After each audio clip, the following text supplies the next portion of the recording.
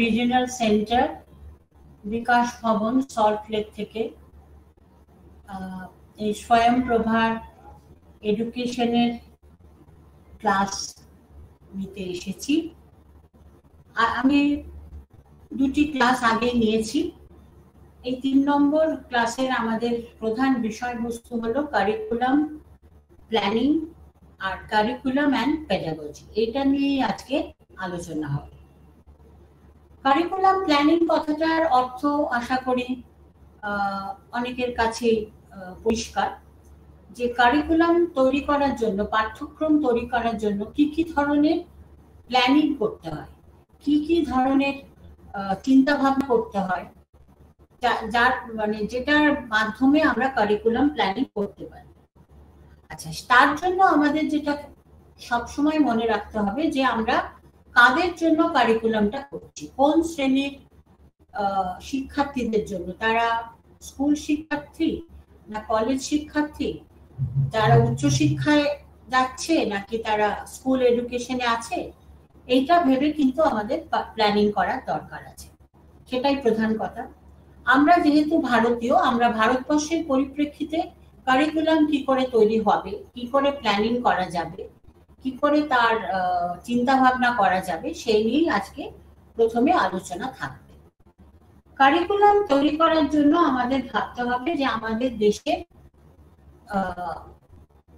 মানে শিক্ষামূলক শিক্ষার কি কি অবজেক্টিভস আছে, মানে কি কি লক্ষ্য আছে। আমরা যে ছাত্রছাত্রীদের শিক্ষা দিয়ে থাকি তার লক্ষ্যটা কি, তার অবজেক্টিভসটা কি, তার আলটিমেট এমটা কি, কিসের জন্য শিক্ষা। শিক্ষা কি শুধু কিছু জ্ঞান লাভ করার জন্য, নাকি শিক্ষা প্রতিটি মানুষকে মানুষ হিসেবে তৈরি করার জন্য এবং সমাজের উন্নতির জন্য, সেটা আমাদের প্রথম মনে রাখতে হবে। নেক্সট হচ্ছে আমাদের মনে রাখতে হবে যে এই শিক্ষার কি কি প্রয়োজনীয়তা আছে, কিরকম, সেটা আমি যেটা বললাম এটারই একটা কন্টিনিউয়েশন বলা যায়। এর থেকে আজকে এডুকেশনের উপর একটি ক্লাস, যে আমি অলরেডি দুটি ক্লাস নিয়েছি, সেই ক্লাস দুটি আবার 3 নম্বর ক্লাসের জন্য আজকে ছাত্রছাত্রীদের সামনে উপস্থিত হয়েছে। আমাদের আজকে প্রধান বিষয় হচ্ছে শিক্ষা এডুকেশনাল প্ল্যানিং। পাঠ্যক্রম কি করে প্ল্যান করতে হবে, তৈরি করতে হবে। সেই পাঠ্যক্রম তৈরি করার জন্য আমাদের ভাবতে হবে যে দেশে প্রয়োজনীয়তা কি, দশের প্রয়োজনীয়তা কি এবং প্রত্যেক মানুষের প্রয়োজনীয়তা কি। আমরা ভারতবর্ষের কথাই ভাববো, যেহেতু আমরা সবাই ভারতীয়, সেই জন্য আমরা ভারতবর্ষের কথাই ভাববো। ভারতবর্ষের কথা ভাবার জন্য আমাকে প্রথমে দেখতে হবে যে ভারতীয়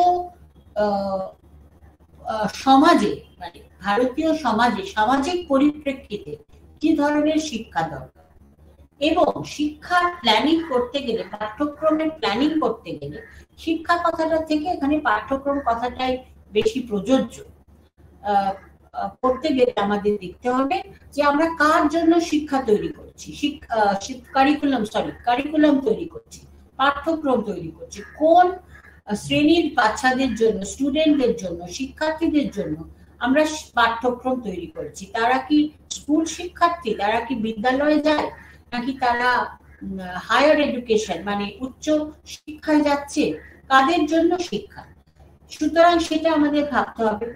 দ্বিতীয়ত ভাবতে হবে, এদের কথা ভাবতে গেলে যেটা আমাদের প্রথমেই মনে রাখতে হবে যে কোনো শিক্ষার্থীর ক্ষেত্রে, যে তাদের মানসিক গঠনটা কি, সাইকোলজি অফ স্টুডেন্টস, সেটা কিন্তু খুব important. Psychology of students or the psychological level of the student, যেটা আমরা ইংলিশে বলে থাকি, তাদের মানসিক গঠনটা কি, তারা what are the goals and objectives, কিসের জন্য ভারতবর্ষে মানুষদের শিক্ষা গ্রহণ করার প্রয়োজনীয়তাটা কি। সেটা কি শুধু নিজের জন্য শিক্ষা, নিজেকে তৈরি করার জন্য শিক্ষা, নাকি দেশের জন্য শিক্ষা, সমাজের জন্য শিক্ষা, কিসের জন্য, গোলস অ্যান্ড অবজেক্টিভ, সেটা ভাবতে হবে।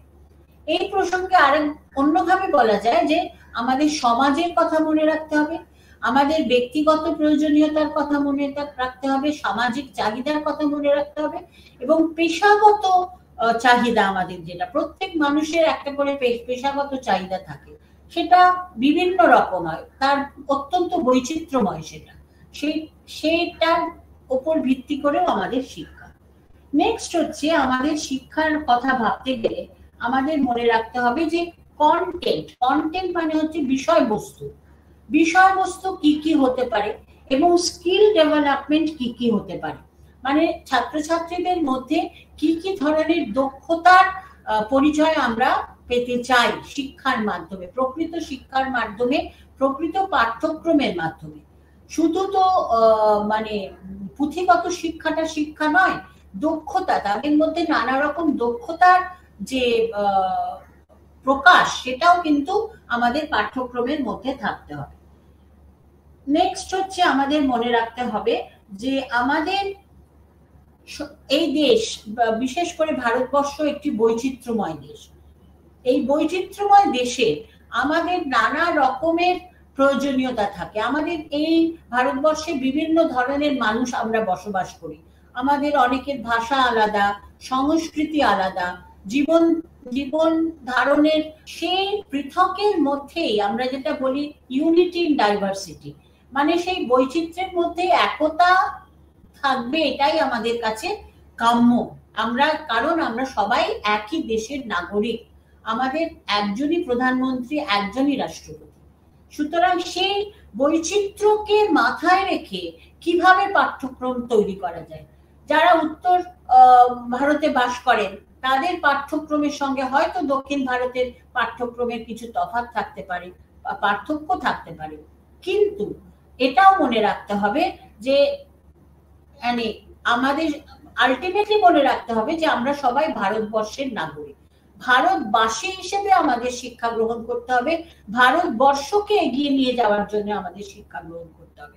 সেখানে আমি উত্তর ভারত কি দক্ষিণ ভারত কি পশ্চিম ভারত কি মধ্য ভারত এইটা মাথায় রাখলে চলবে না, কিন্তু এটা হচ্ছে বৃহত্তর পরিসরে, বৃহত্তর অর্থে।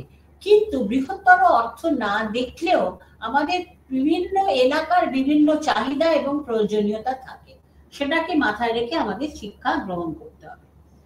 আচ্ছা, এছাড়া আমাদের মনে রাখতে হবে যে আমাদের এই সমাজ, যে কোনো মনুষ্য সমাজ সর্বদাই গতিশীল, তার মধ্যে প্রচুর পরিবর্তনশীল, এবং সেটাই স্বাভাবিক, সেটাই কাম্য। এই পরিবর্তনশীল সমাজের মধ্যে শিক্ষাকে কিভাবে আমরা আনবো, সেই মানে প্রকৃত পরিবর্তন কি করে আসবে শিক্ষার মধ্যে, এটা কিন্তু আমাদের মনে রাখতে হবে। সেই পরিবর্তন সবসময় কিন্তু সদর্থক পরিবর্তন, পজিটিভ চেঞ্জ যেটা আমরা বলে থাকি, সেইটাকে আমাদের মাথায় রাখতে হবে। এই প্রসঙ্গে আমি বলতে পারি যে বিভিন্ন সাইকোলজিস্ট এবং বিভিন্ন শিক্ষাবিদ তারা বিভিন্ন মডেলের কথা বলেছেন। সেই মডেলগুলোকে আমি এই মুহূর্তে আলোচনা করছি না, আমি কিছু জেনারেল আরো আইডিয়া আলোচনা করব। মডেলগুলোর দু একটি নাম আমি বলে দিতে পারি, সেগুলো আপনারা যারা কোর্স অ্যাটেন্ড করছেন তারা কিন্তু একটু দেখে নিতে পারেন, কারণ সব মডেল ডিসকাস করার মতন অত সময় এখানে আমাদের নেই। একটা হচ্ছে র্যালফ ডব্লিউ টাইলার 1949, তার একটা মডেল আছে শিক্ষা কারিকুলাম রিলেটেড। আর একটা হচ্ছে হিলডা টাবার মডেলটি অত্যন্ত প্রসিদ্ধ, সেটা কিন্তু আপনারা কোনো সময় দেখতে পারেন। এছাড়া আমি আগের ক্লাসে আলোচনা করেছিলাম NCF 2005, সেটা হচ্ছে national curriculum framework. National curriculum framework নানাভাবে শিক্ষার প্রয়োজনীয়তা, শিক্ষার প্রিন্সিপালস আমরা যেটাকে বলে থাকি, নিডস অ্যান্ড প্রিন্সিপালস, সেটাকে নানাভাবে আমাদের কাছে তুলে ধরেছেন। প্রয়োজনীয়তা, চাহিদা, কি কি ধরনের চিন্তা ভাবনার ওপর শিক্ষা ব্যবস্থা গড়ে উঠবে, সেই নিয়ে তারা বিভিন্ন কথা বলেছেন।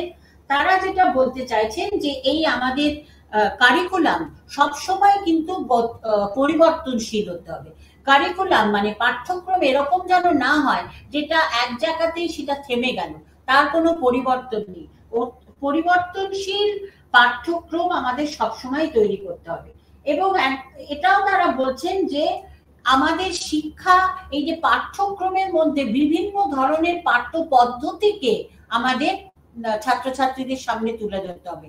আমাদের পাঠ্যক্রম এমনই হওয়া উচিত যেখানে আমরা বিভিন্ন ধরনের পাঠ্য পদ্ধতিকে আমরা আহ্বান জানাতে পারি। সুতরাং আমাদের এই প্রিন্সিপালস অফ কারিকুলাম প্ল্যানিং, মানে কারিকুলাম প্ল্যানিং করতে গেলে যে সমস্ত কথা মাথায় রাখতে হবে, যে সমস্ত নিয়মাবলীর ওপর এই ধরনের কারিকুলাম প্ল্যানিং বা পাঠ্যক্রম প্ল্যানিং করা যায়, সেগুলো প্রধানত আমরা এনসিএফ 2005 আমি আগের দিন কিছুটা আলোচনা করেছিলাম, তার মধ্যে আছে। আমি আরেকবার একটু জেনারেলি বলে দিচ্ছি, যেটা হচ্ছে একটা হচ্ছে ফ্লেক্সিবিলিটি, মানে যেটা আমি এতক্ষণ বলছিলাম, পরিবর্তনশীল থাকবে, তার মধ্যে ফ্লেক্সিবিলিটি থাকবে, তার মধ্যে পরিবর্তন হবার, পরিবর্তন আনার একটা সুযোগ থাকবে। নেক্সট হচ্ছে আমাদের সেই পাঠ্যক্রম অত্যন্ত প্রাসঙ্গিক হতে হবে, দেশের প্রয়োজনীয়তা এবং দশের প্রয়োজনীয়তা মাথায় রেখে সেই পাঠ্যক্রমের প্রাসঙ্গিকতা আমাদের বিচার করতে হবে। আমাদের যেটা আরো ভাবতে হবে যে এই পাঠ্যক্রমটি আমাদের সমস্ত রকমের মানুষের জন্য প্রযোজ্য কিনা। আমাদের পাঠ্যক্রমটি এমন একটা ব্যালেন্সড কারিকুলাম বলতে আমরা যা বুঝি, যে এটা একটা ব্যালেন্সিং থাকবে, এটার মধ্যে এমন একটা লেভেলে এই পাঠ্যক্রমটাকে তৈরি করতে হবে যার ফলে সব শ্রেণীর মানুষ সেই পাঠ্যক্রমটাকে গ্রহণ করতে পারে। সেখানের মধ্যে থাকবে যে ছাত্রছাত্রীদের মধ্যে সেই পাঠ্যক্রম সম্বন্ধে একটা যথেষ্ট আগ্রহ এবং উৎসাহ থাকবে। পাঠ্যক্রমটি যেরকম আমরা বলি ইউজার ফ্রেন্ডলি, এখানে আমরা বলতে পারি স্টুডেন্ট ফ্রেন্ডলি, মানে ছাত্রছাত্রীদের জন্য উপযুক্ত এবং ছাত্রছাত্রীদের মনোগ্রাহী হতে হবে। এটা যদি না হয় তাহলে কিন্তু ছাত্রছাত্রীরা কিন্তু ঠিকভাবে পড়াশোনা করতে পারবে না। নেক্সট হচ্ছে ইন্টিগ্রেটেড কারিকুলামের ইন্টিগ্রেটেড মানে হচ্ছে পাঠ্যক্রম এমনই হতে হবে যেখানে বিভিন্ন ধরনের বিভিন্ন এরিয়া অফ লার্নিং, যেটা আমরা বলে থাকি, মানে শিক্ষার বিভিন্ন দিককে মানে ঐক্যবদ্ধ করতে হবে। সেটা একমুখী হলে চলবে না। It should not be, it should be a multi-dimensional curriculum. সেটাকে কিন্তু আমাদের মাথায় রাখতে হবে। এটা যারা আমাদের মাথায় রাখতে হবে, যেটা আমি বললাম ইনক্লুসিভিটি, যে সবার জন্য শিক্ষা, এবং অ্যাট দ্য সেম টাইম আমাদের মনে রাখতে হবে যে এই শিক্ষা ব্যবস্থাটা আগের পাঠ্যক্রমের সঙ্গে বর্তমান পাঠ্যক্রমের একটা সুন্দর যেন অনুবন্ধ থাকে, মানে সেটা একটা কন্টিনিউইটি থাকবে, একটা চলমান পাঠ্যক্রম যেন হয়, একটির সঙ্গে আরেকটির মধ্যে কোনো যেন বিভেদ তৈরি না হয়। সেখানে যেন আমরা বলতে পারি যে আমরা যেটা শিখে এসেছি এখানেই একটা ফুল স্টপ, আমরা নতুন করে শিখতে শুরু করলাম না, সেটা একটা চলমান পদ্ধতির মধ্যে রাখতে হবে। আচ্ছা, এছাড়া আমাদের বলা আছে, আমি মোটামুটি এটা ছোট করে বললাম, এগুলো সবই মানে আপনাদের পাঠ্যপুস্তকে যথেষ্ট ভালো করে দেওয়া আছে, এটা ডিটেলসে পড়ে নেবেন না, মানে ব্যাপারটা হচ্ছে কারণ এই সময়ের মধ্যে অনেক কথা বলার প্রয়োজনীয়তা আছে, সেই জন্যই আমি ছোট করে বললাম। এছাড়া আমাদের মাথায় রাখতে হবে যে আমাদের বলা হচ্ছে যে আমাদের প্রধানত কিছু কারিকুলাম, একটা হচ্ছে বিহেভিয়ারাল অ্যাপ্রোচ মানেটা কি হচ্ছে, বিহেভিয়ারাল অ্যাপ্রোচ মানেটা কি হচ্ছে এই যে আমাদের শিক্ষার এই যে পাঠ্যক্রম, সেখানে আমাদের দেখতে হবে যে ছাত্রছাত্রীরা মানে কিভাবে তারা লাভবান হচ্ছে, তাদের বিহেভিয়ারাল চেঞ্জ, তাদের মানে কি বলবো, তাদের ব্যক্তিত্বের কিরকম পরিবর্তন আসছে, বিহেভিয়ারাল চেঞ্জ তাদের হচ্ছে নাকি, যেটা আমাদের এডুকেশনের ক্ষেত্রে অত্যন্ত মূল্যবান একটি কথা, যে education should bring behavioural change of the learners. তো সেই বিহেভিয়ারাল চেঞ্জের কথা আমাদের মনে রাখতে হবে, যে তাদের সামগ্রিক চিন্তা ভাবনা, সামগ্রিক ব্যক্তিত্বর মধ্যে একটা পরিবর্তন আসছে নাকি, সেটা শুধু দৈনন্দিন জীবনযাপনের ক্ষেত্রে না, জীবনের প্রতিটি পরিস্থিতিতে তাদের মধ্যে একটা বিহেভিয়ারাল চেঞ্জ আসছে নাকি, তারা যে শিক্ষা লাভ করছে, তারা যে নতুন জ্ঞানের সঞ্চার হচ্ছে তাদের মধ্যে, সেই জ্ঞানটা তাদের ব্যক্তিত্বের ওপর কতটা প্রভাব বিস্তার করছে এবং তারা সেই জ্ঞানটাকে নিয়ে কিভাবে এগিয়ে যাচ্ছে। নেক্সট হচ্ছে ম্যানেজারিয়াল অ্যাপ্রোচ।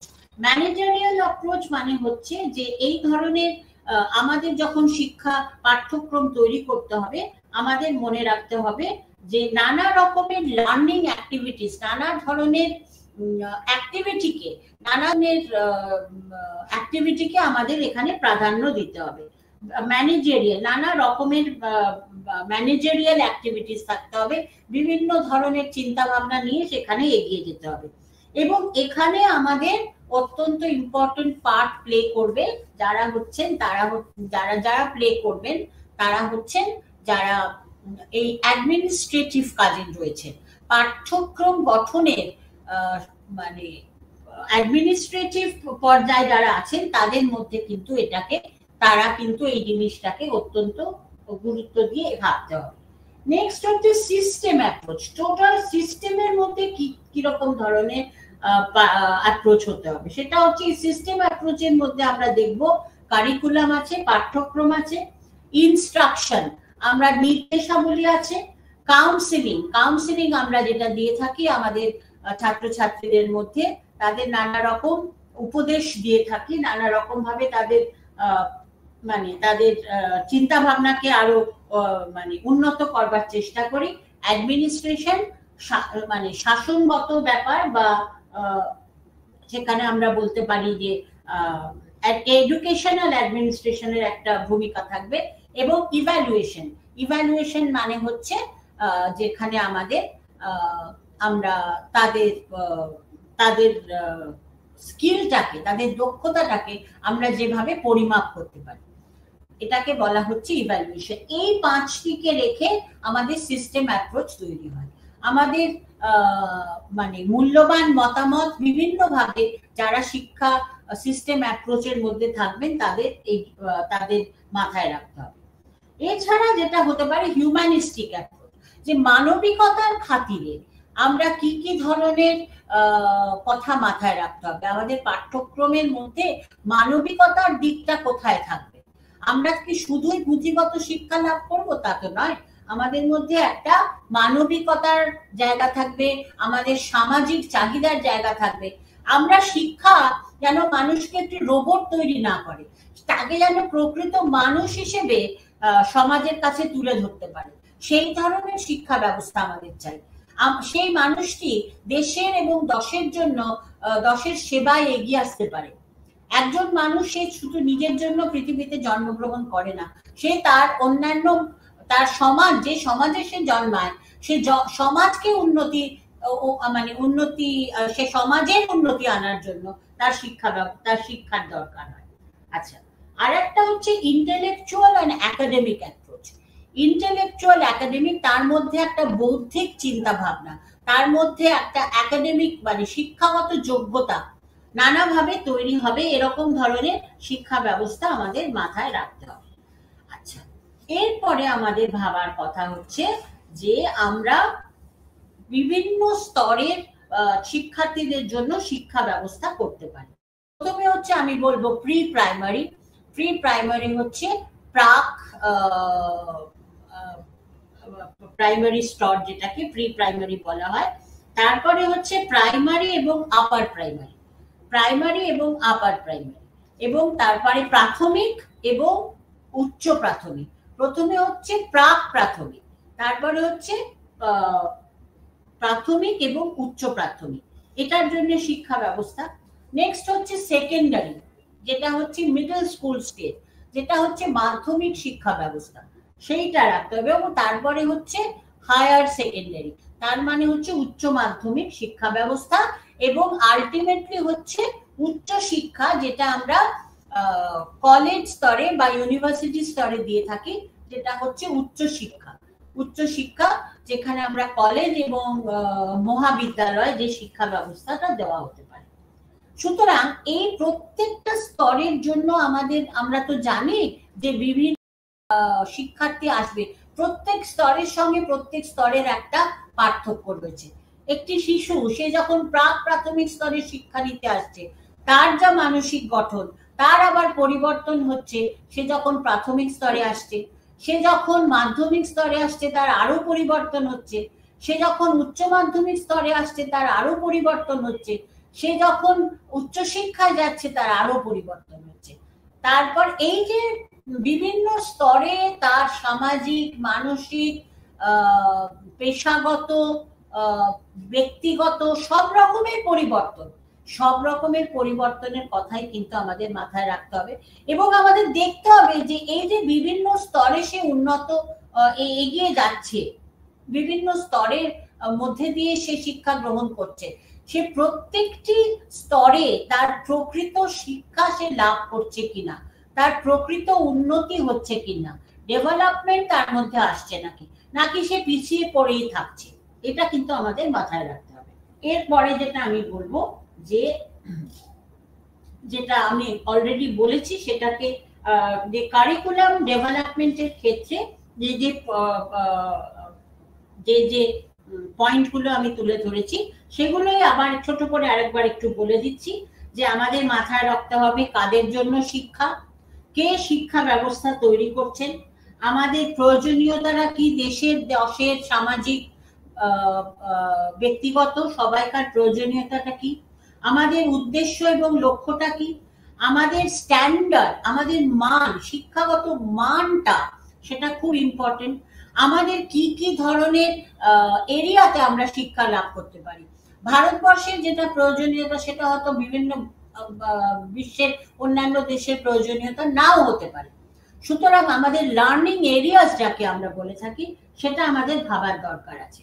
লার্নিং এক্সপিরিয়েন্স, সেটাও খুব ইম্পর্টেন্ট কথা, যে আমাদের শিক্ষার্থীরা এই কি ধরনের শিক্ষা পেলে তারা প্রকৃত একটা সদর্থক অভিজ্ঞতা লাভ করবে, পজিটিভ এক্সপিরিয়েন্স তাদের হবে, তারা সেই পজিটিভ এক্সপিরিয়েন্সটাকে তাদের জীবনের বিভিন্ন সময় কাজে লাগাতে পারবে, এটা একটা হতে পারে।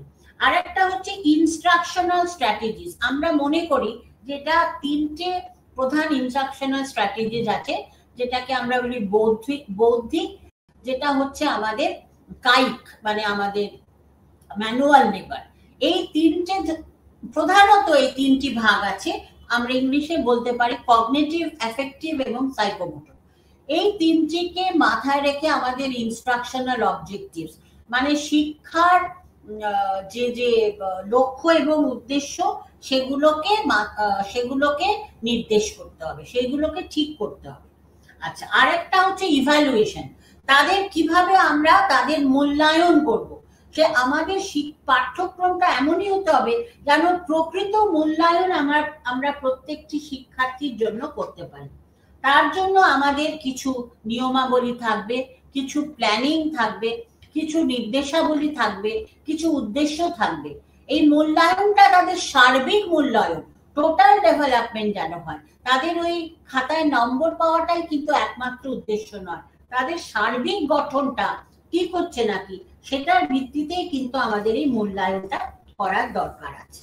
পাঠ্যক্রম পেডাগজি কথাটার অর্থ হচ্ছে শিক্ষাবিদ্যা।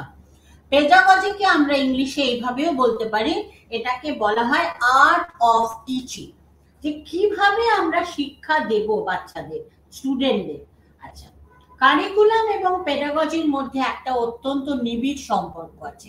আমরা পাঠ্যক্রমটা যখন তৈরি করছি আমরা শিক্ষাবিদ্যার কথা ভাবছি। শিক্ষাবিদ্যাটা কি, যে কি প্ল্যানিং, কি ধরনের স্ট্রাকচার তৈরি হবে, কি ধরনের পরিকাঠামো তৈরি হবে, শিক্ষা পরিকাঠামো, যার মধ্যে দিয়ে আমরা ছাত্রছাত্রীদের এই পাঠ্যক্রমটা তাদের মানে গ্রহণ করতে, যে পাঠ্যক্রমে তাদের শিক্ষিত করে তুলতে আমরা সাহায্য করতে পারি। সুতরাং কারিকুলাম এবং পেডাগজির মধ্যে একটা খুব মানে অন্তরঙ্গ সম্পর্ক রয়েছে। এবং এই কারিকুলাম এবং পেডাগজি শিক্ষা গ্রহণ করার প্রতিটি জায়গাতেই কিন্তু অত্যন্ত মানে গুরুত্বপূর্ণ। সে একজন শিক্ষার্থী, সে যখন স্কুলে প্রথম আসছে, একটি শিশু, সে যখন তার শিক্ষা শুরু করছে, সেই সময় থেকে তার শিক্ষা যখন সমাপ্ত হচ্ছে, পুরো পুরো তার জার্নিটা, পুরো তার শিক্ষার যাত্রাটা মধ্যে কিন্তু পেডাগজি বিভিন্ন ভাবে তার উপর মানে একটা ইনফ্লুয়েন্স থাকে, তার প্রভাব বিস্তার করে। এবং কারিকুলাম এবং পেডাগজির একটা অত্যন্ত সুন্দর ব্যালেন্সড রিলেশনশিপ তৈরি করতে হবে, যে যাতে পাঠ্যক্রমটাও কখনো এগিয়ে না যায় বা পেডাগজিটাও কখনো বা শিক্ষা বিদ্যাটাও কখনো এগিয়ে না যায়। এই দুটির মধ্যে একটা সুন্দর মেলবন্ধন আমাদের তৈরি করতে হবে। সুতরাং আমাদের ভাবতে হবে যে শিক্ষা বিদ্যা, এই যে পেডাগজি, এটা কি কি কি কি উপাদানের ওপর রচিত হতে পারে। একটা হতে পারে যে এই না, পেডাগজির একটা প্রধান বিষয়বস্তু হচ্ছে যে আমরা দেখতে পারি যে পেডাগজি মানে হচ্ছে teaching two learning. Teaching two learning মানে হচ্ছে আমরা শেখাচ্ছি, ছেলেমেয়েরা শিখছে, তার একটা পদ্ধতি আছে, এটা হচ্ছে প্রথম। দ্বিতীয় কথা হচ্ছে পেডাগজির একটা খুব বড় পয়েন্ট হচ্ছে যে from teacher centric to learner centric. তার মানে টিচার শেখাচ্ছে, নিশ্চয়ই তার একটা বড় ভূমিকা আছে নিশ্চয়ই, কিন্তু ছাত্রছাত্রীরা শিখছে এবং লার্নার সেন্ট্রিক, তাদের চিন্তা ভাবনার উপর ভিত্তি করে কিন্তু এই পেডাগজিটা তৈরি হচ্ছে। টিচার শেখাচ্ছেন ঠিকই, কিন্তু এই শেখানোটা, তার এই শিক্ষাটা কিন্তু তার ছাত্রছাত্রীদের প্রয়োজনীয়তা, ছাত্রছাত্রীদের আগ্রহ, ছাত্রছাত্রীদের উৎসাহ, উদ্দীপনা সবকিছু ভেবেই কিন্তু শিক্ষা দেওয়া উচিত। তবেই কিন্তু শিক্ষার সাফল্য, পরিপূর্ণতা। সেটা যদি না হয়, এটা যদি সেই ওয়ান সাইডেড গেম হয়ে যায়, যেটা সম্পূর্ণ শিক্ষক ভিত্তিক হয়ে গেল, তাহলে কিন্তু আমাদের পাঠ্যক্রম বা শিক্ষাবিদ্যা কোনোটারই যথার্থ ফল আমরা লাভ করতে পারবো না। তারপরে হচ্ছে যে শিক্ষক জ্ঞান দান করছেন, টিচার ইজ ইম্পার্টিং নলেজ। শিক্ষক বা শিক্ষিকা জ্ঞান দান করছে, এবং এই জ্ঞান দান করাটা তো শুধু হলে হবে না, জ্ঞানটাকে গ্রহণ করতে হবে। কে গ্রহণ করছে? শিক্ষার্থীরা। এবং দান এবং গ্রহণ মানে দেওয়া এবং নেওয়া, এক্সচেঞ্জ যেটা আমরা বলতে পারি, এইটার মধ্যেও একটা সুন্দর মেলবন্ধন থাকতে হবে। আমি ক্লাসে গিয়ে অনেক কথাই বলতে পারি, কিন্তু আমার ছাত্রছাত্রীরা সে আমার কথাগুলি তাদের কাছে বোধগম্য হচ্ছে কিনা, তারা সেই কথার সঙ্গে এক আলোচনা ভিত্তিক শিক্ষা পদ্ধতি, শিক্ষার একটা আবহাওয়া তৈরি করতে হবে। এটা যেন ওয়ান সাইডেড না হয়, মানে টিচার বলে যাচ্ছেন এবং স্টুডেন্ট শুনে যাচ্ছে, এইটা আজকের দিনে কিন্তু কোথাও চলে না। এটা সম্পূর্ণ it's a question of give and take. তার মানে হচ্ছে শিক্ষক জ্ঞান দেবেন বা শিক্ষা দেবেন, সেই জ্ঞানটি বা শিক্ষার্থী গ্রহণ করবে, ঠিকভাবে গ্রহণ করবে, সদর্থক উপায় গ্রহণ করবে। গ্রহণ করা মানে উনি বলেছেন বলে গ্রহণ করলেন, শিক্ষক বলেছেন বলে গ্রহণ করলেন, তা কিন্তু নয়। তা সে মন থেকে গ্রহণ করবে, তার চিন্তা ভাবনা দিয়ে সেটাকে সে ভাববার চেষ্টা করবে, তার মধ্যে একটা এক্সপেরিমেন্টাল অ্যাটিটিউড তৈরি হবে যে এটা স্যার বা ম্যাডাম বলেছেন, এটা আমি ভেবে দেখি তো এটা কি ঠিক, এটা কি ভুল। তার যদি কোনো প্রশ্ন থাকে বা তার যদি কোনো চিন্তা ভাবনা থাকে, তার সেটা যেন সে শিক্ষকের সঙ্গে শেয়ার করতে পারেন, তাহলেই সেটা পেডাগজি হবে। আচ্ছা, নেক্সট হচ্ছে আমাদের মাথায় রাখতে হবে যে আমাদের কারিকুলামের একটা ডিজাইন থাকে, আমরা বলি কারিকুলাম ডিজাইন, যে এই ধরনের পয়েন্টের ওপর কারিকুলামটা তৈরি করতে হবে। একটি চ্যাপ্টার পড়াতে গেলে তার একটা ইন্ট্রোডাকশন থাকে, তার একটা বডি থাকে, প্রেজেন্টেশন থাকে, তার একটা কনক্লুশন থাকে, তার একটা ক্রিটিসিজম থাকে। এইগুলোকে নিয়েই কিন্তু আমাদের কারিকুলাম ডিজাইন, এবং অন্যান্য পয়েন্ট যেগুলো আমি বললাম, যে যে মানে অবস্থাকে মাথায় রেখে, যে পয়েন্টকে মাথায় রেখে আমাদের শিক্ষা ব্যবস্থা, সেখানেও কিন্তু কারিকুলাম ডিজাইনের একটা বড় ভূমিকা থাকে। এবং এই কারিকুলাম ডিজাইনটা আমাদের তখনই সাফল্য পাবে যদি আমাদের এই যে শিক্ষা পদ্ধতির মধ্যে ফ্লেক্সিবিলিটি থাকে, বৈচিত্র্য থাকে একদিক থেকে, আর একটা হচ্ছে পরিবর্তনশীল হয়, ফ্লেক্সিবিলিটি থাকে। এক ধরনেরই শিক্ষা পদ্ধতি কখনোই কোনো শিক্ষার্থীকে প্রকৃতভাবে শিক্ষিত করতে পারে না। তার মধ্যে ফ্লেক্সিবিলিটি থাকবে। এবং আজকের দিনে বলা হয়, ইংরেজি যে টার্মটা হয়তো শোনা আছে, সেটা হচ্ছে ডাইভার্সিফিকেশন অফ কারিকুলাম। কারিকুলাম, পাঠ্যক্রম দেশের এবং দশের প্রয়োজনীয়তার পরিবর্তনের সঙ্গে সঙ্গে পরিবর্তিত হবে। আমি যে কারিকুলামটা 50 বছর আগে পড়ে এসেছি, যে পাঠ্যক্রমে আমি শিক্ষিত হয়েছি, আজকে আমার পাঠ্যক্রমটার মধ্যে অনেক তফাৎ আসতে হবে। তা না হলে কিন্তু এটা এই ধরনের শিক্ষা কখনোই হবে না। নেক্সট হচ্ছে টিচার গিভস ডিরেকশন, মানে শিক্ষক নানা রকমের নির্দেশাবলী দেবেন। তিনি যখন পড়াচ্ছেন, তিনি যখন জ্ঞান দান করছেন, তিনি যখন শিক্ষা দান করছেন, তার বিভিন্ন নির্দেশাবলী থাকবে যে এইটা এইভাবে পড়তে হবে, এইটা এইভাবে জানতে হবে, এইটাকে তোমরা এইভাবে গ্রহণ করবে। এবং কিন্তু সেই যে নির্দেশাবলী, সেই নির্দেশাবলীকে যে একেবারে অন্ধের মতন ছাত্রছাত্রীদের গ্রহণ করতে হবে, এটা কিন্তু কখনোই হওয়া উচিত না। ছাত্রছাত্রীদের মধ্যে একটা সম্পূর্ণ মানসিক স্বাধীনতা থাকবে। কি ধরনের মানসিক স্বাধীনতা? তাদের যে নির্দেশাবলী শিক্ষক তাদের দিচ্ছেন, সেই নির্দেশাবলী তারা কতটা গ্রহণ করবে বা গ্রহণ করবে না, এবং কেন গ্রহণ করবে না সেই ব্যাপারে তার কিন্তু সম্পূর্ণ স্বাধীনতা থাকবে তার শিক্ষক বা শিক্ষিকার সঙ্গে সেই ব্যাপারে আলোচনা করে। তাহলে আমাদের কি দেখতে হবে যে আমাদের ছাত্রছাত্রীরা স্বাধীন কিনা, আমাদের ছাত্রছাত্রীদের উপযুক্ত স্বাধীনতা শিক্ষা গ্রহণের ক্ষেত্রে আমরা দিতে পারছি কিনা। এটা এই প্রসঙ্গে আমি বলি যে পৃথিবীর সমস্ত শিক্ষাবিদরা বলে গেছেন ফ্রিডম ইন এডুকেশন। এডুকেশনে যদি স্বাধীনতা না থাকে, ছাত্রছাত্রীদের মধ্যে মানসিক স্বাধীনতা না থাকে, তাহলে কিন্তু তাদের মধ্যে কখনোই মানসিক পরিবর্তন আসবে না, মানসিক উন্নতি আসবে না, তারা জীবনের ক্ষেত্রে এগিয়ে যেতে পারবে না, তারা সমাজকে উন্নত করতে পারবে না। আচ্ছা, এরপরে আমাদের দেখতে হবে যে আমাদের টিচার কিভাবে পড়াচ্ছেন। টিচার আমরা কিভাবে পড়াই? আমরা অনেক সময় বই দেখে পড়াই, অনেক সময় আমাদের চিন্তা ভাবনা ছাত্রছাত্রীদের সামনে তুলে ধরি। ঠিক আছে, বই দেখে বইয়ের অনেক কথাই আমরা বলে থাকি, কিন্তু যখন আমরা ছাত্রছাত্রীদের কাছে সেটা আমরা পৌঁছচ্ছি, আমাদের তাদের জানিয়ে দিতে হবে যে এই টেক্সট বুক বা রেফারেন্স বুক তারা যেভাবেই পড়ুক না কেন, তাদের পাঠ্য পুস্তকটি একমাত্রই কিন্তু মানে জ্ঞান লাভ করার জায়গা নয়। তাদের জ্ঞান লাভ করতে হলে তাদের নিজেদের চিন্তা ভাবনার বিকাশ ঘটতে হবে। সুতরাং বইয়েটা যা লেখা আছে, আমরা যেটাকে বলি পুঁথিগত, কিন্তু প্রকৃত শিক্ষা নয়।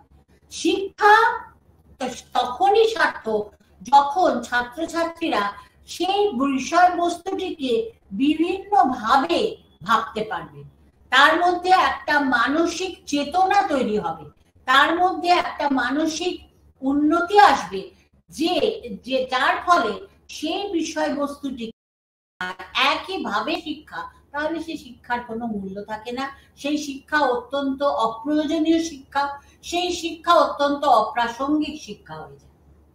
এরপরে আমাদের মনে রাখতে হবে যে লার্নিং, আমাদের শিক্ষা ক্লাসরুমের মধ্যেও হতে পারে, ক্লাসরুমের বাইরেও হতে পারে।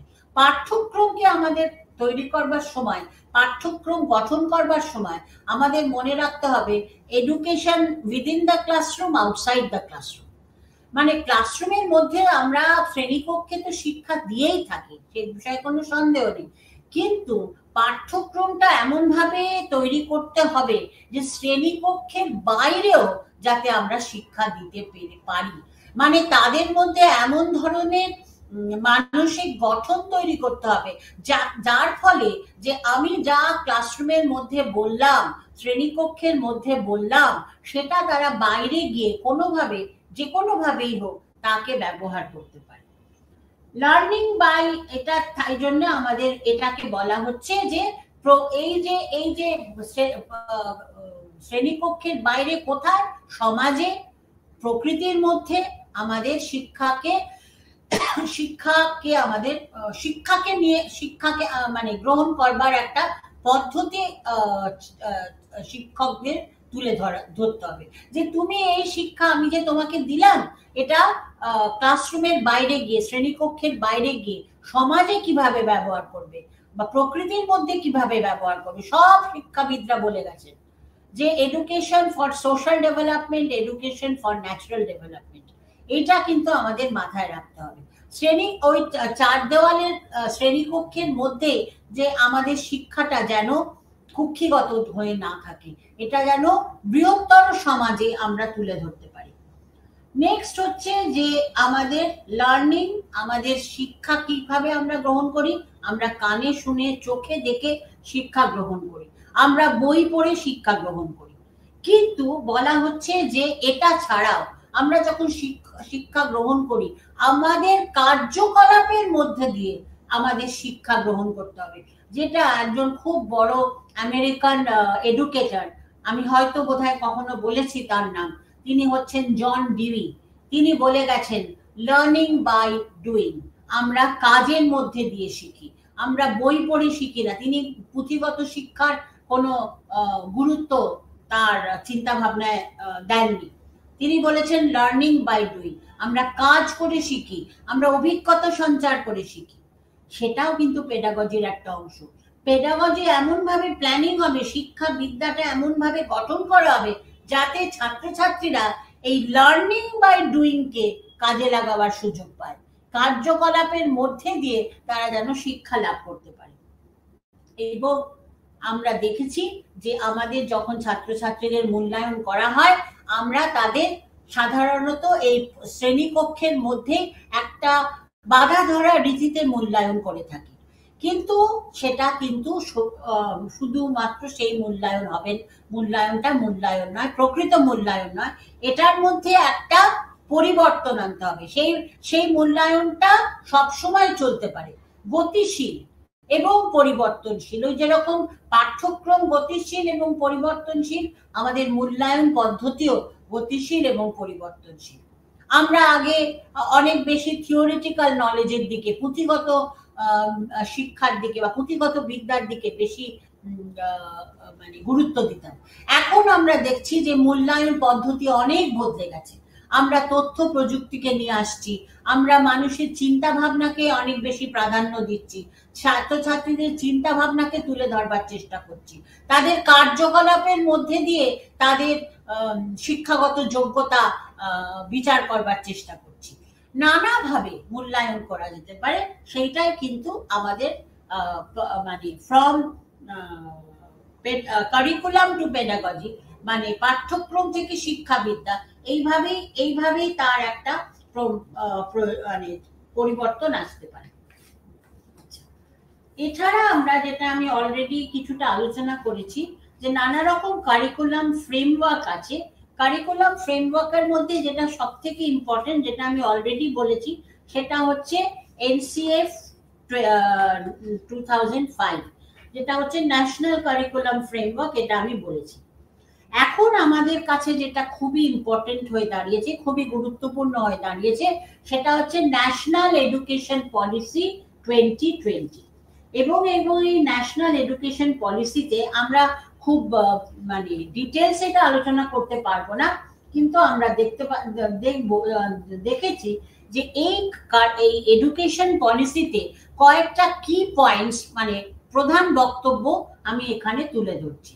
যেটা হচ্ছে, বলা হচ্ছে যে national curriculum policy 2020, national education policy 2020, যেখানে আমাদের ছাত্রছাত্রীদের মধ্যে, যেটা আমি বললাম, কার্যকলাপ, অ্যাক্টিভিটি, প্রথম কথা হচ্ছে একে অনেক বেশি স্তরে ভাগ করে দেওয়া হচ্ছে, এবং দ্বিতীয়ত হচ্ছে তাদের অ্যাক্টিভিটি বেসড এডুকেশনকে অনেক বেশি প্রাধান্য দেওয়া হচ্ছে একদম প্রথম স্তর থেকে, প্রাথমিক স্তর থেকে।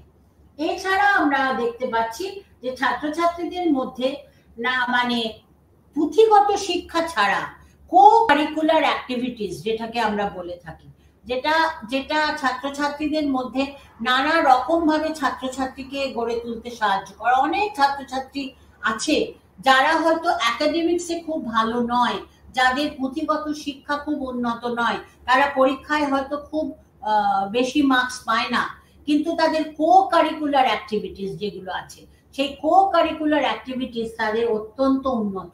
তারা বিভিন্নভাবে নিজেদের তুলে ধরছে, সেটা নানা রকম সংস্কৃতি চর্চার মধ্যে দিয়ে হচ্ছে, নানা রকম ফিজিক্যাল এডুকেশনের মধ্যে দিয়ে হচ্ছে, শরীর শিক্ষার মধ্যে দিয়ে হচ্ছে, নানা রকম মানে সাহিত্য চর্চার মধ্যে দিয়ে হচ্ছে।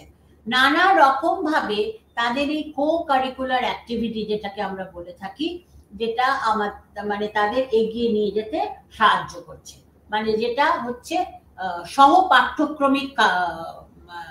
পাঠ্যক্রমিক কার্যাবলী, এটাকে আমরা বলি কো কারিকুলার। আগে বলা হতো এটাকে এক্সট্রা কারিকুলার, কিন্তু এক্সট্রা কারিকুলার কথাটা এখন আর চলে না, এখন আমরা বলি কো কারিকুলার। কেন না, এটাকে আরো বেশি ইম্পর্টেন্স দেওয়া হচ্ছে, আরো বেশি গুরুত্ব দেওয়া হচ্ছে। এছাড়া যেটা আমরা দেখব যে আমাদের শিক্ষা ব্যবস্থার ক্ষেত্রে প্রধানত, এটা অবশ্য স্কুল শিক্ষাতে খুব একটা কার্যকরী নয়, উচ্চ শিক্ষাতে আমাদের দেখা যাচ্ছে যে আমরা দেখতে পারি যে চয়েস বেসড ক্রেডিট সিস্টেম, সেটাকে বলা হচ্ছে সিবিসিএস। এটা হচ্ছে ইউজিসি বলছে যে যে কিছু মানে প্রিন্সিপালস থাকবে, কিছু লক্ষ্য থাকবে এই চয়েস বেসড ক্রেডিট সিস্টেম। সেই চয়েস বেসড ক্রেডিট সিস্টেমটা আমি ডিটেলসে বলার আমার হয়তো সময় হবে না, আমি ছোট করে বলছি যে এটা হচ্ছে একটা মাল্টি ডিসিপ্লিনারি অ্যাপ্রোচ। মানে ছাত্রছাত্রীদের যে বিষয়বস্তু নিয়ে তারা প্রধান পড়াশোনা শুরু করেছিল, যদি যে সাবজেক্টে সে অনার্স করছে, সে সাবজেক্ট ছাড়াও তার কোনো অ্যালাইড সাবজেক্টের উপর তার কিছু পড়াশোনা করার সুযোগ করে দেওয়া। যদিও এটার সঙ্গে স্কুল শিক্ষার বিশেষ সম্পর্ক নেই, যারা স্কুলে মানে আমরা বিদ্যালয় শিক্ষার সম্পর্ক নেই, এটা হায়ার এডুকেশনে আসছে, যখন কলেজে আসছে বা ইউনিভার্সিটিতে আসছে। এবং ইউজিসি মানে যেটা ইউনিভার্সিটি গ্রান্টস কমিশন, তারা বলছে যে এই ধরনের চয়েস বেসড ক্রেডিট সিস্টেম তারা উচ্চশিক্ষার ক্ষেত্রে একটা বিরাট পরিবর্তন আসবে এবং আরো অনেক শিক্ষার সুযোগ সুবিধা করে দেবে। আমি ধরা যাক আমি একজন আর্টসের স্টুডেন্ট হওয়ার সত্ত্বেও আমি হয়তো এমন একটা ম্যানেজমেন্টের এমন একটা কোর্স করার সুযোগ পেলাম, যেটা আমার কাছে আরো আমার উন্নতির আর একটা দরজা খুলে দিল। সেইটাকে কেন্দ্র করে কিন্তু আমি ভবিষ্যতে এগিয়ে যেতে পারবো। আমার শুধু আমার ওই যে সাবজেক্ট, যেটা আমার মেন সাবজেক্ট, যেটা আমার প্রধান বিষয়, সেটা নিয়ে যে আমি শুধু পড়াশোনা করেছি সেটা নয়, আমি আরো কিছু জিনিস, আরো কিছু ধরনের এরিয়াতে পড়াশোনা করেছি, যেটা আমাকে সাহায্য করছে আমার জীবনকে আরো অন্যরকম ভাবে প্রতিষ্ঠিত করতে এবং আমাদের পেশাগত জীবনে, এটাকে পেশাগত শিক্ষায় এটা একটা বিরাট উন্নতির জায়গা করে নিচ্ছে। এবং এখানে বলা হচ্ছে যে এই ধরনের চয়েস বেসড ক্রেডিট সিস্টেম, এটা এরকমও হতে পারে যে সে একই কলেজে নাও পড়তে পারে বা একই ইউনিভার্সিটিতে নাও পড়তে পারে, সে অন্যান্য মহাবিদ্যালয়, অন্যান্য উচ্চশিক্ষা জায়গায় গিয়ে সে শিক্ষা লাভ করতে পারে। Exchange or interchange of institutions, এটাও কিন্তু করা যেতে পারে এই চয়েস বেসড ক্রেডিট সিস্টেমে। এটা কেন বললাম, এটা কোর্সে আছে তাই জন্য আমি এটা বলছি। এবং অ্যাট দ্য সেম টাইম আমি এটা আমরা মাথায় রাখতে হবে যে এই ধরনের শিক্ষা, এই ধরনের মানে বৃহত্তর সমাজে আমাদের যদি আমরা ছাত্রছাত্রীদের প্রতিষ্ঠিত করতে পারি, তাদের উন্নতির দরজা নানা দিক থেকে খুলে যাবে। তারা কিন্তু এক ধরনের শিক্ষা ব্যবস্থার সঙ্গেই পরিচিত হবে না, তাদের অন্যান্য সুযোগ সুবিধাও আমরা দিতে পারি। এবং অ্যাট দ্য সেম টাইম আমরা দেখতে পাচ্ছি যে বলা হচ্ছে, ইউজিসি বলছে যে এই ধরনের চয়েস বেসড ক্রেডিট সিস্টেম তাদের এডুকেশনাল স্ট্যান্ডার্ড, শিক্ষার মান বা দেশের শিক্ষার মান অনেকটা উন্নতি করতে সাহায্য করবে। আচ্ছা, চয়েস বেসড ক্রেডিট সিস্টেমের ওপর অনেক কথাই আছে, যেগুলো একটু সময় পেলে আপনারা বই থেকে পড়ে নেবেন। আমাকে এখন একটু ব্লক 2 টিচিং অ্যান্ড লার্নিং, সেটা নিয়ে একটু আমি কথা বলবো। আচ্ছা, এখানে আমি দেখতে পাচ্ছি যে এই টিচিং অ্যান্ড লার্নিং এর যে আমাদের ব্লক 2 আছে, সেখানে আমরা দেখতে পাচ্ছি যে ফার্স্টের প্রশ্নটা হচ্ছে যে হোয়াট ইজ লার্নিং, শিক্ষা কাকে বলে, জ্ঞান কাকে বলে। এটার বিভিন্ন ঐতিহাসিক পরিপ্রেক্ষিতে আমরা যদি দেখি, আগে যেমন যেভাবে শিক্ষা দেওয়া হতো, আগে যেভাবে জ্ঞান লাভ করা হতো এবং জ্ঞান দান করা হতো, তার অনেক পরিবর্তন আমাদের মধ্যে এসছে। এবং এই পরিপ্রেক্ষিতে আমরা দেখছি যে বিভিন্ন ধরনের মানুষের চিন্তা ভাবনা আছে, স্কুল অফ থট যাকে বলে, যারা বিভিন্ন শ্রেণীতে সীমাবদ্ধ, তাদের মধ্যে বিভিন্ন চিন্তা ভাবনা আছে। একটা হচ্ছে যেরকম behaviouristic school of thought. Behaviouristic school of thought তারা কি ভাবছেন, তারা ভেবেছিলেন যে এই মানে এই লার্নিংটা খুব বেশি রকম তাদের মানে তাদের বিহেভিয়ারাল চেঞ্জেসটাকে আনতে সাহায্য করবে।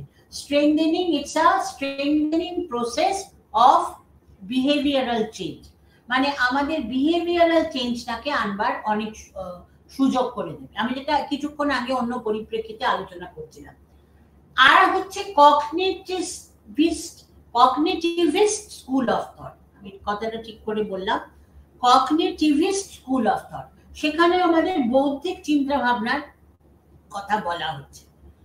থার্ড হচ্ছে কনস্ট্রাকটিভিস্ট স্কুল অফ থট, যেখানে আমাদের দেখা হচ্ছে যে আমাদের কনস্ট্রাকটিভ, যেটা হচ্ছে একেবারে মানে কি বলবো, আমাদের কনস্ট্রাকটিভ লার্নিং যেটাকে বলি, যে লার্নিংটা আমাদের আরো এগিয়ে নিয়ে যেতে সাহায্য করবে, সেই ধরনের কনস্ট্রাকটিভ, যেটা আমাদের একটা বেস, সেই বেস আছে লার্নিং এ, এটাকে নিয়ে যেতে সাহায্য করবে। আচ্ছা, এছাড়া আমি দেখব যে আমাদের যে কি কি ফ্যাক্টরস আছে, এটা একটু বলে দিই আজকে, যে কি কি ফ্যাক্টরস আছে এই লার্নিংটাকে এগিয়ে নিয়ে যেতে সাহায্য করে। প্রথমে হচ্ছে যোগ্যতা, আমার যোগ্যতাটা কি আছে, শিক্ষা গ্রহণ করতে গেলে আমার যোগ্যতাটা কি আছে, শিক্ষণের ক্ষেত্রে আমার যোগ্যতাটা কি আছে, মানে যেটাকে আমরা বলে থাকি অ্যাপটিটিউড। মানে যেমন অ্যাপটিটিউড বলতে কি, অ্যাপটিটিউড বলতে আমার ইন্টারেস্টটা কোন দিকে বেশি যাচ্ছে, মানে যোগ্যতা যদিও এটা বাংলা কথা, কিন্তু আমি বলতে পারি এখানে আমার ইন্টারেস্টটাও এসে যায়। যে আমি একজন ধরা যাক সোশ্যাল সায়েন্সের স্টুডেন্ট, তার মানে আমার অ্যাপটিটিউডটা হচ্ছে সোশ্যাল সায়েন্সের ক্ষেত্রে। আচ্ছা, এটা আমার একটা ইন্টারেস্টের জায়গা নিচ্ছে। আমার যোগ্যতাটা সায়েন্সের ক্ষেত্রে নেই, আমার সোশ্যাল সায়েন্সের ক্ষেত্রে আছে, কারণ সেইটাকেই আমি কোনো আমার দক্ষতাটা সেই দিকেই রয়েছে। আমার সায়েন্সের ক্ষেত্রে আমার কোনো দক্ষতা নেই। আমি যেরকম ব্যক্তিগতভাবে একজন সোশ্যাল সায়েন্সের স্টুডেন্ট, আমার সায়েন্স পড়ার কোনো ব্যাকগ্রাউন্ড নেই, আমার সায়েন্স সম্বন্ধে আমার কোনো যোগ্যতা নেই, সেটা প্রথম কথা। সুতরাং আমি কি ধরনের শিক্ষা গ্রহণ করব, স্কুল এডুকেশনটা একটা জেনারেল এডুকেশন, তারপরে গ্রহণ করব, তার জন্য কিন্তু এই মানে এই কথাগুলো, এই চিন্তা ভাবনাগুলো কিন্তু খুব বেশি মনে রাখতে হবে। নেক্সট হচ্ছে অ্যাটিটিউড, আমার মনোভাব। এই আগ্রহের সঙ্গে মনোভাবেরও একটা খুব নিবিড় সম্পর্ক আছে, যে আমার কি ভালো লাগছে সাবজেক্টটা পড়তে, আমার মনোভাব কি আছে, আমার ইন্টারেস্ট আছে, আমার আগ্রহ আছে, আমার উৎসাহ আছে, সবকিছুই কিন্তু একসঙ্গে বলা যেতে পারে। সুতরাং ইংরেজিতে আমরা অ্যাপটিটিউড এন্ড অ্যাটিটিউডকে সবসময় একসঙ্গে ভেবে বলি। অ্যাটিটিউড হচ্ছে আমার মনোভাব, অ্যাপটিটিউড হচ্ছে আমার যোগ্যতা। এবং মনোভাব এবং যোগ্যতা যদি একসঙ্গে হতে পারে তবেই কিন্তু আমি সেই সাবজেক্টটা বা সেই বিষয়বস্তুটা বা সেই পাঠ্যক্রমটা গ্রহণ করতে পারি।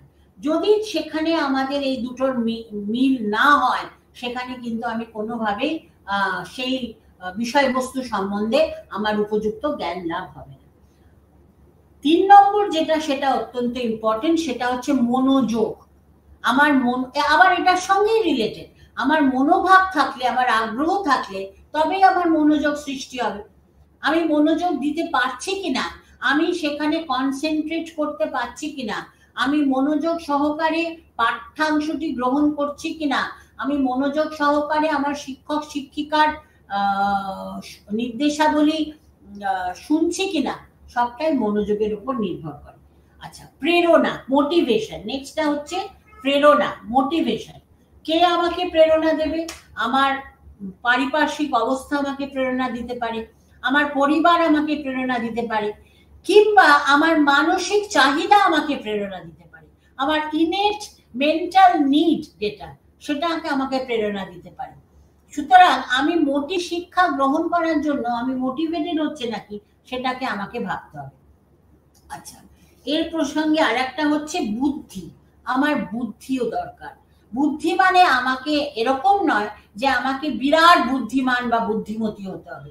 আমার একটা স্বাভাবিক বৌদ্ধিক প্রকাশ আছে নাকি এই পাঠ্যাংশটি, এই পাঠ্যক্রমটি গ্রহণ করার জন্য। আচ্ছা, নেক্সট হচ্ছে আমাদের রেডিনেস টু লার্ন। তার মানে হচ্ছে শিক্ষা গ্রহণ করার জন্য আমার প্রস্তুতি, যে আমি কি এই বিষয়বস্তুটা মানে শেখার জন্য তৈরি, মানসিকভাবে তৈরি। মানসিকভাবে যদি আমি তৈরি থাকি তাহলেই কিন্তু আমি শিক্ষা বিষয়বস্তুটি গ্রহণ করতে পারি। আচ্ছা, এছাড়া আমাকে আমার মাথায় রাখতে হবে যে এই যে বৌদ্ধিক বললাম, বৌদ্ধিকের কিন্তু অনেকগুলো ভাগ আছে, যেটা ডিটেলসে এখানে আমি আলোচনা করছি না। সেগুলো আমাদের মাথায় রাখতে হবে। নানা রকম বৌদ্ধিক প্রকাশ করতে পারে, সেটা আমার নিজের মধ্যে হতে পারে, আমার অন্যের সঙ্গে হতে পারে, আমার কাইনেস্থেটিক স্কিল যেটাকে আমরা বলে থাকি, যে আমার ম্যানুয়াল লেবার দিয়ে আমার করতে হতে পারে, আমার তর্ক মানে লজিক্যাল যেটাকে আমরা বলে থাকি, লজিক্যাল চিন্তা ভাবনা থেকে হতে পারে, আমার ইমোশনাল, আমার আবেগপ্রবণ চিন্তা ভাবনা থেকে হতে পারে, আমার প্রাকৃতিক চিন্তা ভাবনা মানে ন্যাচারালিস্টিক ইন্টেলিজেন্স যেটাকে বলা হচ্ছে। আমি ছোট করে বলছি, বেশি ডিটেলসে বলার আমাদের কতটা সময় নেই। ন্যাচারালিস্টিক ইন্টেলিজেন্স সবাই মানে স্টাডি মেটেরিয়ালসে সবই দেওয়া আছে। ন্যাচারালিস্টিক ইন্টেলিজেন্স যেটা হচ্ছে স্বাভাবিকভাবে যে চিন্তা ভাবনা আসে, এবং যেটা শুধু স্বাভাবিকভাবে আসে না, যেটা আমাকে মানে প্রকৃতির সঙ্গে একভাবে মিলিয়ে দিতে সাহায্য করে। প্রাকৃতিক উপায়ে আমার যে ইন্টেলিজেন্স, বৌদ্ধিক প্রকাশ, সেইটা আমাকে মাথায় রাখতে হবে। আচ্ছা, এছাড়া আমি যেটা আরেকটু বলবো সেটা হচ্ছে যে লার্নিং অনেক ধরনের হতে পারে। লার্নিং অনেক ধরনের কি কি হতে পারে? একটা হচ্ছে সিগন্যাল লার্নিং। সিগন্যাল লার্নিং মানে হচ্ছে, এখানে এই ব্যাপারে আমি বলবো যে কয়েকজন ইম্পর্টেন্ট সাইকোলজিস্ট এটাকে খুব ইম্পর্টেন্স দিয়েছেন। যেমন হচ্ছে তার মধ্যে আমরা বলতে পারি প্যাভলভ। প্যাভলভের নাম হয়তো কেউ কেউ শুনে থাকবেন, রাশিয়ান সাইকোলজিস্ট। তিনি তার এক্সপেরিমেন্টে দেখিয়েছেন, তার পরীক্ষার মধ্যে দিয়ে দেখিয়েছেন যে কোনো আমাদের শিক্ষা বা কোনো আমাদের মানসিক প্রবণতাটা, এটা তো লার্নিং, মানসিক প্রবণতা, সেই মানসিক প্রবণতাটা কোনো একটা ইঙ্গিতের মাধ্যমে কিন্তু সেটা বেড়ে যায়। আমি হয়তো একটা খুব সুন্দর ছবি দেখলাম, বা খুব সুন্দর একটা জায়গার ছবি দেখলাম, সেই জায়গাটি সম্বন্ধে জানবার আমার যে মানসিক প্রবণতা, সেটা হচ্ছে ওই ছবিটা, রাইট? তাহলে আমাদের মাথায় রাখতে হবে যে এইটাই হচ্ছে আমার সিগন্যাল লার্নিং। সিগন্যাল লার্নিং এইটুকুন কথায় বললে বলা যায় না, কিন্তু আমি ছোট করে বলছি জাস্ট একটু আইডিয়াটা দেওয়ার জন্য। তিনি কিছু এক্সপেরিমেন্টের মাধ্যমে সেখানে দেখিয়েছেন যে কি করে একজন ক্ষুধার্ত কুকুর, সে যখন কোনো সিগন্যাল পাচ্ছে এবং যখন সে দেখছে যে তার খাবারটি আসছে, তার মধ্যে তার জিহ্বায় কি করে স্যালাইভা তৈরি হচ্ছে।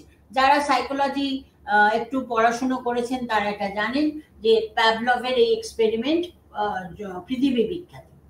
আচ্ছা, এছাড়া আমরা দেখতে পাচ্ছি আরেকজন খুব বড় সাইকোলজিস্ট যার নাম হচ্ছে ইএল থর্নডাইক। তিনি দেখিয়েছেন স্টিমিউলাস রেসপন্স লার্নিং, যে ওই যে এই ধরনেরই চিন্তা ভাবনা কিছুটা আমরা বলতে পারি, যে তিনি দেখিয়েছেন যে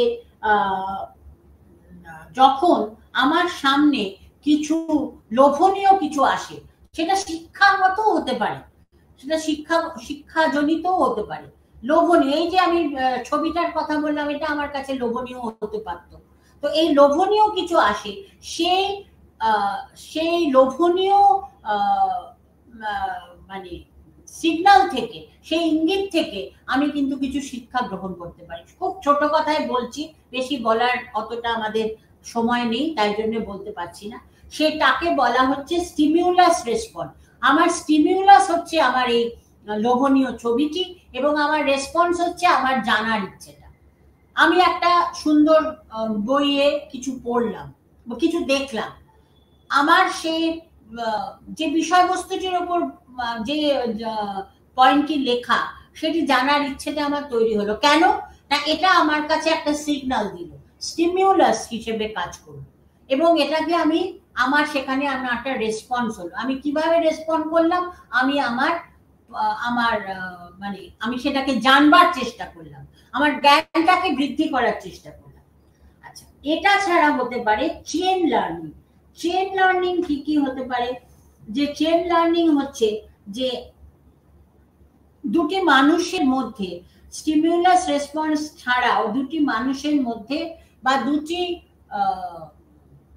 সম্পর্কের মধ্যে শিক্ষার বহিঃপ্রকাশ হতে পারে। যেমন সেটা সাধারণত এই ধরনের চেইন লার্নিং কিন্তু অনেক সময় ম্যানুয়াল লেবারকে বেস করে হয়। যেমন এটা খুব বেশি মোটর লার্নিং, মানে ম্যানুয়াল লেবারকে বেস করে হচ্ছে। আমি খুব সিম্পল এক্সাম্পল, আমি একটি আলমারির লক খুলতে চাই, তা আমি কি করব? আমি চাবিটা ঢোকাবো, চাবিটা ঢুকিয়ে আমি লকটাকে নাড়াবার চেষ্টা, সবটাই কিন্তু শিক্ষা, চেষ্টা করব। আমি আবার হয়তো যদি সেটা আমি কার্যকরী না হই, আমি অন্যভাবে চাবিটাকে ব্যবহার করার চেষ্টা করব। চেন, একটার পর একটা আমি চেষ্টা করছি, আমি যাতে আমি কৃতকার্যটা কি, যে আমাকে আলমারিটা খুলতে হবে। আমি একটা খুব সিম্পল এক্সাম্পল দিয়ে বোঝালাম। এইটা হচ্ছে একটা চেইন লার্নিং। আচ্ছা, নেক্সট হতে পারে ভার্বাল অ্যাসোসিয়েশন লার্নিং। এর সবই দেওয়া আছে। ভার্বাল অ্যাসোসিয়েশন লার্নিং মানে হচ্ছে যে এটা খুব ছোট বাচ্চাদের ক্ষেত্রে হয়, শিশুদের ক্ষেত্রে হয়।